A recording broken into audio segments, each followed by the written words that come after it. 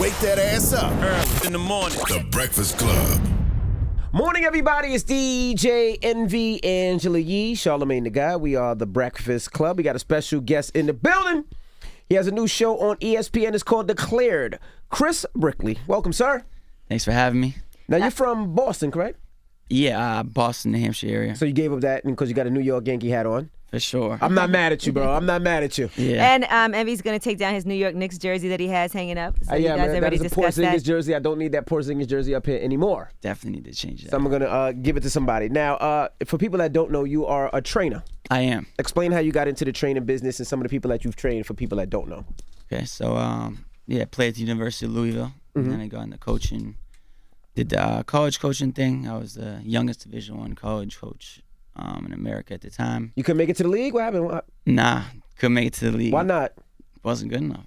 Damn, Wasn't okay. good enough. At least you're real with yourself. Most people are like, nah, I tore my ACL. Or Yeah, nah. And you hamstring coached at was hurt. Fairleigh Dickinson? Yeah, I did. So did that for like 2 years. Low Division I school. I was really young for the position. And then I got the Knicks job. I was the Knicks director of player development for like 4 seasons. And You ain't help us too much. yeah, well, went to the playoffs. We had. Oh, so you was there when Melo was there? Yeah. Yeah. Okay. With You Jason actually had a Kidd. great relationship with Carmelo. Yes, that was my guy. You helped us out a little bit. All right. Yeah, a little bit. Yeah, so I was there for 4 years. Then I left, started Black Ops basketball. And I trained like 40 to 50 NBA guys, and ranging from Melo to James Harden to Donovan Mitchell to I got Blake Griffin in town right now. LeBron. Yep, LeBron comes through to the runs. Kevin Durant, Russell Westbrook. Yeah. So do you have a team? Like, what's your team? The whole scheduling aspect of it. No, I Or- mean, like, who's He means your NBA team? team. Like, who's my? my team. Mm-hmm. Can Nah, you do that? Because I used to work for the Knicks and I've lived here for like 8 years. I'm like a Knicks fan at heart. Mm-hmm. But I don't really have. But your head tells you no. Yeah. I'm disappointed that free agency and everything. But so I kind of just root with the players I work with. So what are you teaching the players? Because people will be like, no disrespect, but you didn't make it to the league. For sure. So what For are sure. you training the players? Like, why are they coming to you? Yeah. What's So the special sauce?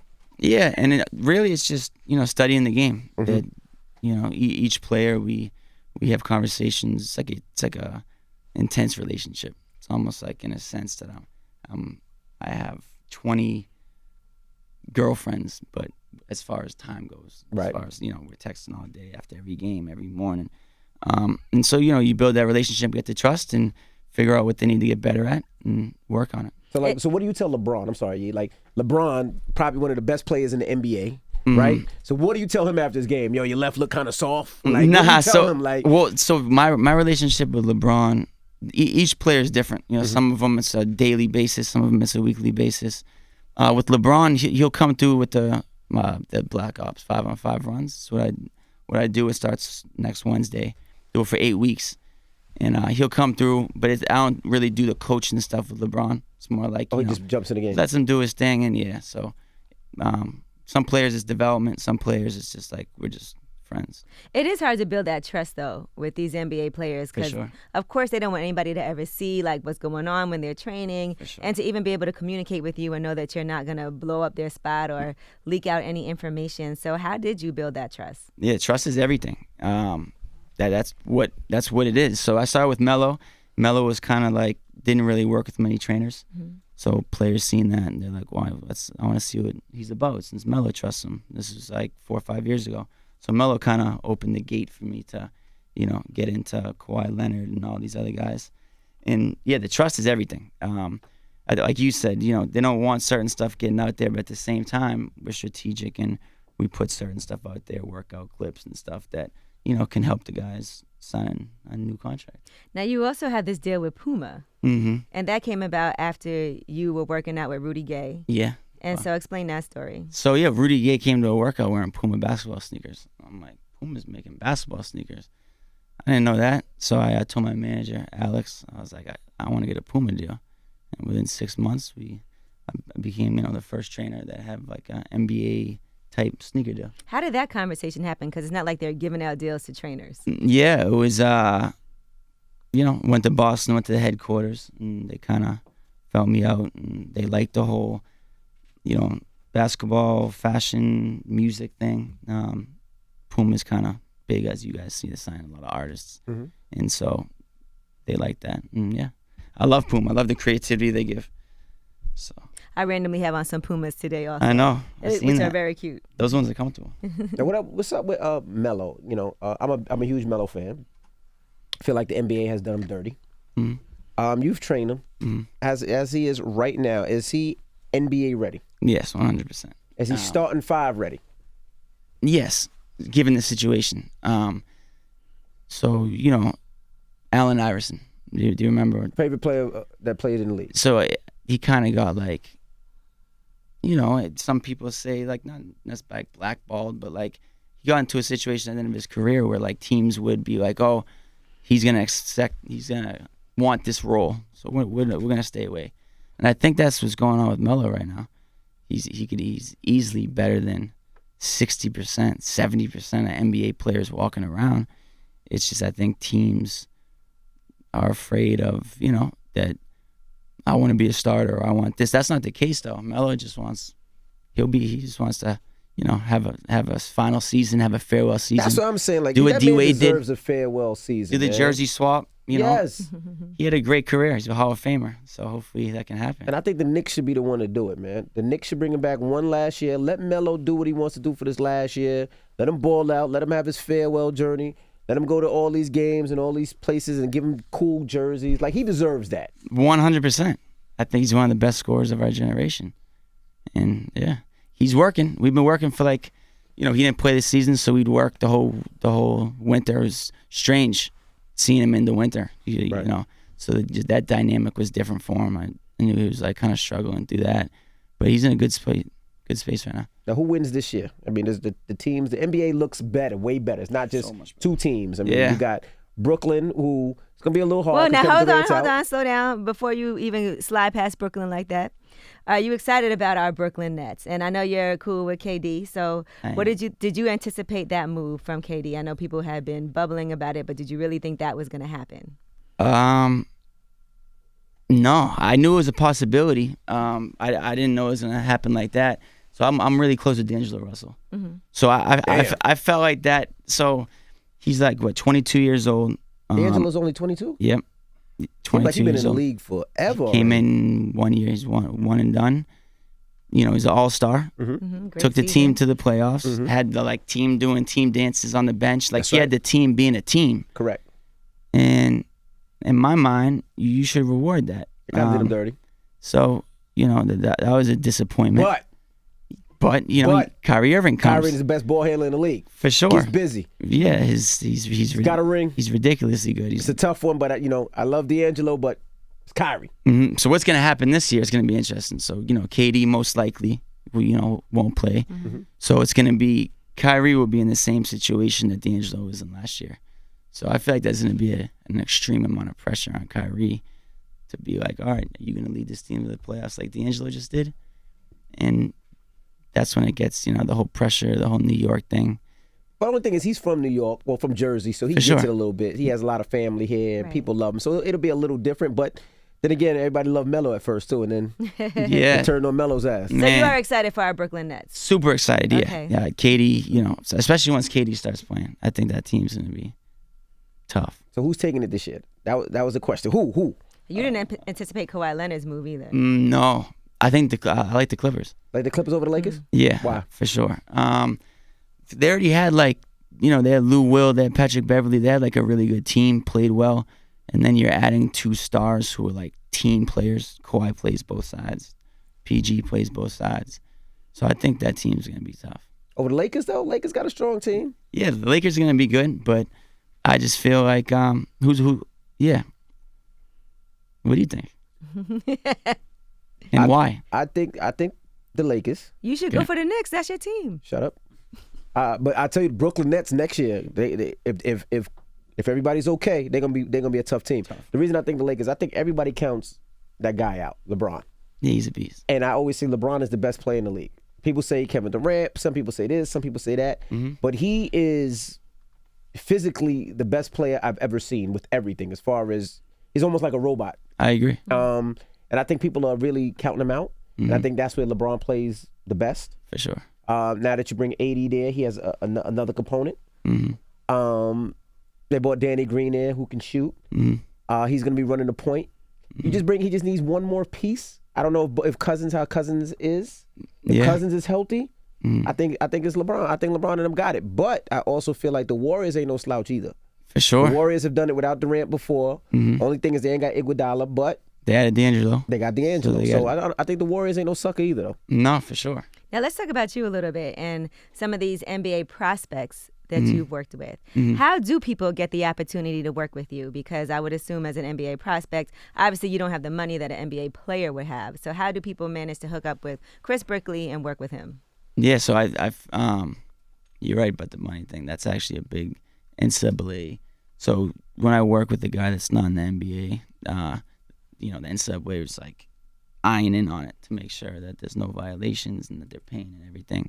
But I'm really selective. So, but how would it be a violation if you're not with no team? Because they need to pay. So before I knew the rules, I told the NCAA, I was like, yeah, I charge NBA players. If you're not in the NBA, I don't charge you. Come to find out, that's not the right answer.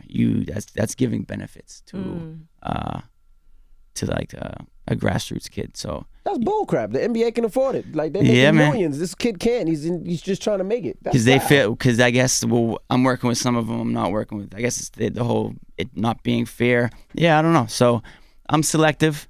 I love Cole Anthony right now. I don't know if you guys ever heard of him. He's like top best high school player in the country.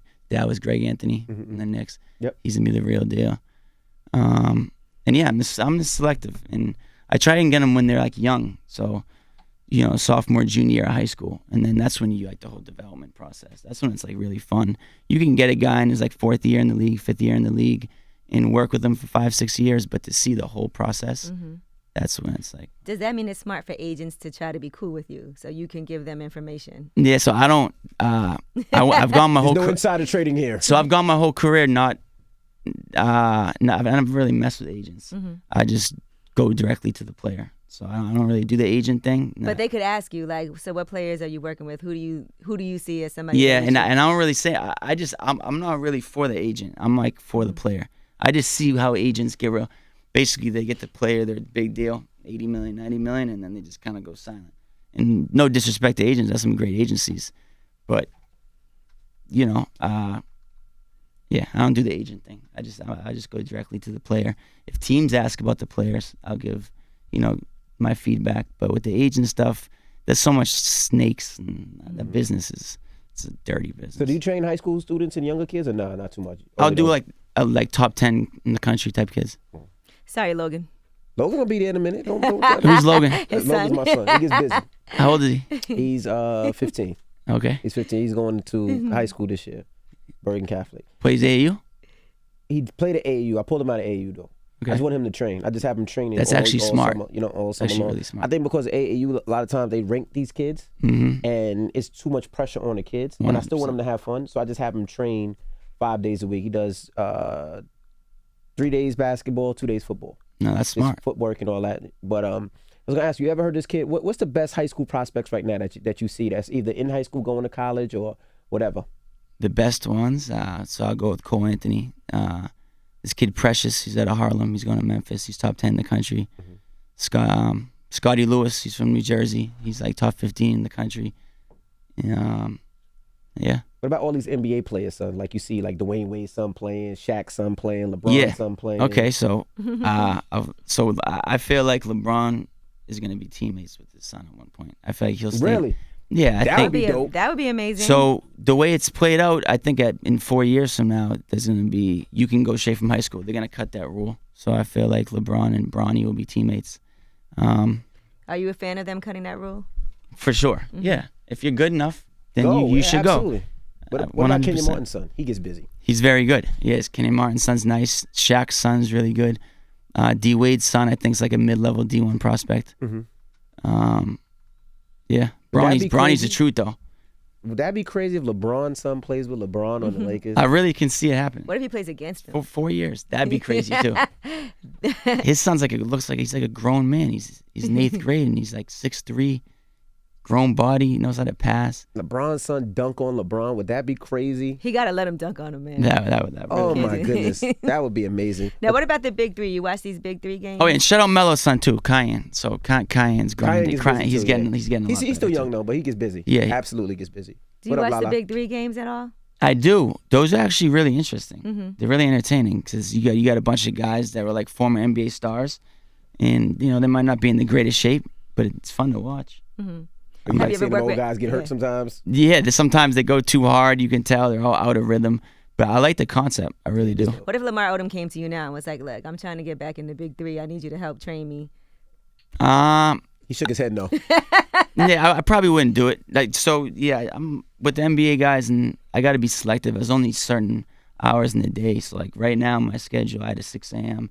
I work from like 6 a.m. to like midnight every night. Like work back to back to back. Like I'll have like 12, 13 guys a day. So How often do they train? Is it an hour session, 2 hour session? it depends on the guy, but usually like an hour and a half. And then they do nothing for the rest of the day? That's just Yeah, one. man, it's a life. That's the life. Making 100 million. Nah, So just an no, hour but and a it's half. deeper than that though. Go So back to sleep. they'll work out for an hour and a half. They'll do recovery for like an hour.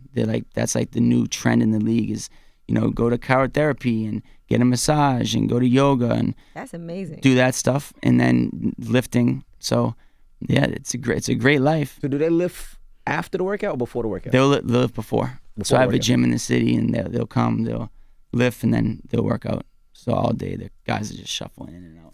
Now let's talk about Declared on ESPN. Mm-hmm. And that show debuted in June last month. So discuss the show for people who haven't seen it yet, what they can expect when they watch it, and even how this ESPN deal happened. Yeah, so the process is cool. So ESPN wanted to work, and we came up with this dope idea.